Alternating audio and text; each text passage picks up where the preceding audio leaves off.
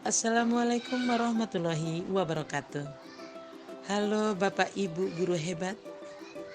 Bertemu lagi di channel YouTube saya, Ahda Railin, Kepala Sekolah SDN 09 Kota Luar, Kecamatan Pau, Sekolah Penggerak Angkatan Kedua Kota Padang. Bapak Ibu, kali ini saya akan berbagi materi asesmen formatif dalam pembelajaran kurikulum Merdeka dari sumber Permendikbudristek nomor 21 tahun 2022 tentang standar penilaian dan panduan pembelajaran dan asesmen kurikulum Merdeka tahun 2022. Selamat menyaksikan. Baiklah Bapak Ibu guru hebat, sebelum kita masuk pada materi tentang asesmen formatif, sebaiknya alangkah baiknya kita mengetahui apa pengertian dari asesmen. Asesmen adalah proses pengumpulan dan pengolahan informasi untuk mengetahui kebutuhan belajar, perkembangan, dan pencapaian hasil belajar peserta didik. Bapak Ibu guru, asesmen di satuan pendidikan terdiri dari 3 jenis. Yang pertama, asesmen diagnostik, di mana guru memberikan sebelum penyusunan modul atau sebelum proses pembelajaran dimulai. Yang kedua, asesmen formatif, di mana guru memberikan pada saat proses atau sepanjang pembelajaran. Yang ketiga, asesmen sumatif dilakukan pada akhir pembelajaran atau setelah selesai satu atau lebih ruang lingkup materi. Bapak Ibu guru hebat, jenis asesmen sesuai fungsinya mencakup 1. As learning. As learning adalah asesmen sebagai refleksi proses pembelajaran. Yang kedua, for learning, yaitu asesmen untuk perbaikan proses pembelajaran. Yang ketiga, of learning, yaitu asesmen sebagai evaluasi pada akhir proses pembelajaran. Bapak Ibu, sekarang kita masuk kepada konsep asesmen formatif. Asesmen formatif adalah asesmen yang bertujuan untuk memberikan informasi atau umpan balik bagi pendidik dan peserta didik untuk memperbaiki proses pembelajarannya. Sebagaimana yang telah kita sebutkan atau kita pelajari tadi, bahwa jenis asesmen sesuai dengan fungsinya as learning dan for learning, di mana as dan for learning itu sama-sama dalam proses pembelajaran, sedangkan of learning itu sebagai evaluasi pada akhir proses pembelajaran. Adapun tujuan asesmen formatif: 1. Membantu dan memperbaiki proses pembelajaran. 2. Mengevaluasi pencapaian tujuan pembelajaran. 3. Mengidentifikasi kebutuhan belajar peserta didik, hambatan atau kesulitan yang mereka hadapi.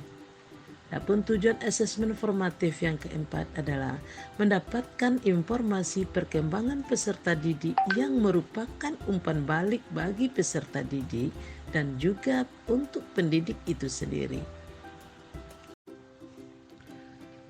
Pelaksanaan asesmen formatif. Pelaksanaan pada awal pembelajaran yang dilakukan untuk mengetahui kesiapan peserta didik untuk mempelajari materi ajar dan mencapai tujuan pembelajaran yang direncanakan. Asesmen ini ditujukan untuk kebutuhan guru dalam merancang pembelajaran, tidak untuk keperluan penilaian hasil belajar peserta didik yang dilaporkan dalam rapor. Kemudian pelaksanaan asesmen formatif itu bisa dilakukan dalam proses pembelajaran yang dilakukan selama proses pembelajaran untuk mengetahui perkembangan peserta didik dan sekaligus pemberian umpan balik yang cepat. Biasanya asesmen ini dilakukan sepanjang atau di setengah kegiatan atau langkah pembelajaran dan dapat juga dilakukan di akhir langkah pembelajaran. Bapak Ibu, fungsi asesmen formatif. 1. Sebagai umpan balik untuk memperbaiki proses pembelajaran. 2. Di awal untuk mengetahui kesiapan peserta didik. Sedangkan di dalam proses untuk mengetahui perkembangan peserta didik. Kemudian yang keempat, tidak untuk penilaian yang dilaporkan ke dalam rapor. Bapak Ibu guru hebat, adapun karakteristik asesmen formatif. 1. Terintegrasi dengan proses pembelajaran yang sedang berlangsung. Yang kedua, melibatkan peserta didik dalam pelaksanaannya, misalnya melalui penilaian diri, penilaian antar teman, dan refleksi metakognitif terhadap proses belajarnya.